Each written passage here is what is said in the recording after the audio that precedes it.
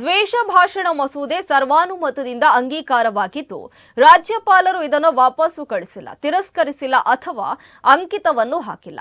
ಅವರು ಕರೆದಾಗ ಈ ಬಗ್ಗೆ ವಿವರಣೆ ನೀಡಲಾಗುವುದು ಎಂದು ಮುಖ್ಯಮಂತ್ರಿ ಸಿದ್ದರಾಮಯ್ಯ ತಿಳಿಸಿದ್ದಾರೆ.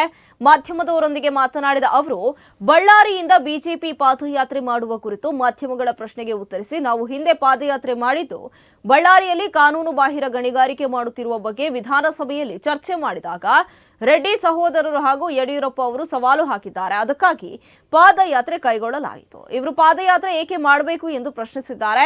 ಬಳ್ಳಾರಿಯಲ್ಲಿ ಮಹರ್ಷಿ ವಾಲ್ಮೀಕಿ ಪ್ರತಿಮೆ ಉದ್ಘಾಟನೆ ಬಗ್ಗೆ ಹಾಕಿದ ಬ್ಯಾನರ್ ಅನ್ನು ತೆಗೆಯಬೇಕಾದ ಅಗತ್ಯವೇನಿತ್ತು, ಅದನ್ನು ತೆಗೆದದ್ದೇ ಘಟನೆಗೆ ಪ್ರಚೋದನೆ ಆಯಿತು ಎಂದರು. ಜನಾರ್ದನ ರೆಡ್ಡಿ ಶ್ರೀರಾಮುಲು ಅವರು ಸ್ಥಾನ ಕಳೆದುಕೊಂಡದ್ರಿಂದ ಅಸೂಯೆಯಿಂದ ನಡೆದುಕೊಳ್ಳುತ್ತಿದ್ದಾರೆ ಎಂದಿದ್ದಾರೆ. ಇನ್ನು ಮುಖ್ಯಮಂತ್ರಿ ಕುರ್ಚಿ ಬಗ್ಗೆ ಕಾಳಗವೇ ಇಲ್ಲ, ಇದೆಲ್ಲ ಮಾಧ್ಯಮಗಳ ಸೃಷ್ಟಿ ಎಂದು ಮುಖ್ಯಮಂತ್ರಿಗಳು ಹೇಳಿದ್ದಾರೆ.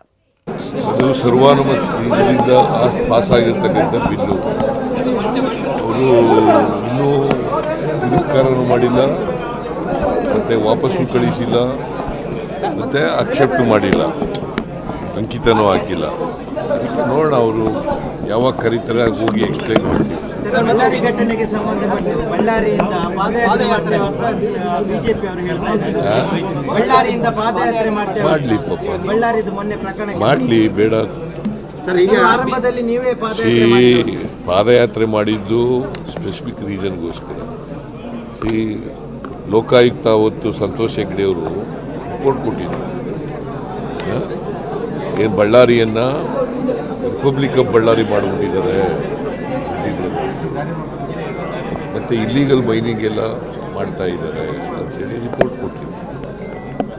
ನಾನು ಅದನ್ನು ಚರ್ಚೆ ಮಾಡಿದಾಗ ಅಸೆಂಬ್ಲಿನಲ್ಲಿ ರೆಡ್ಡಿ ಬ್ರದರ್ಸು ನನ್ನ ಮೇಲೆ ಮೈ ಮೇಲೆ ಬಿದ್ದರು, ಯಡಿಯೂರಪ್ಪ ಮೈ ಮೇಲೆ ಬಿದ್ದರು.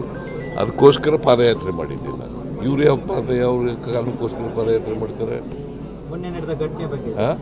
ಏನು ಘಟನೆ ನಡೆದಿದೆ?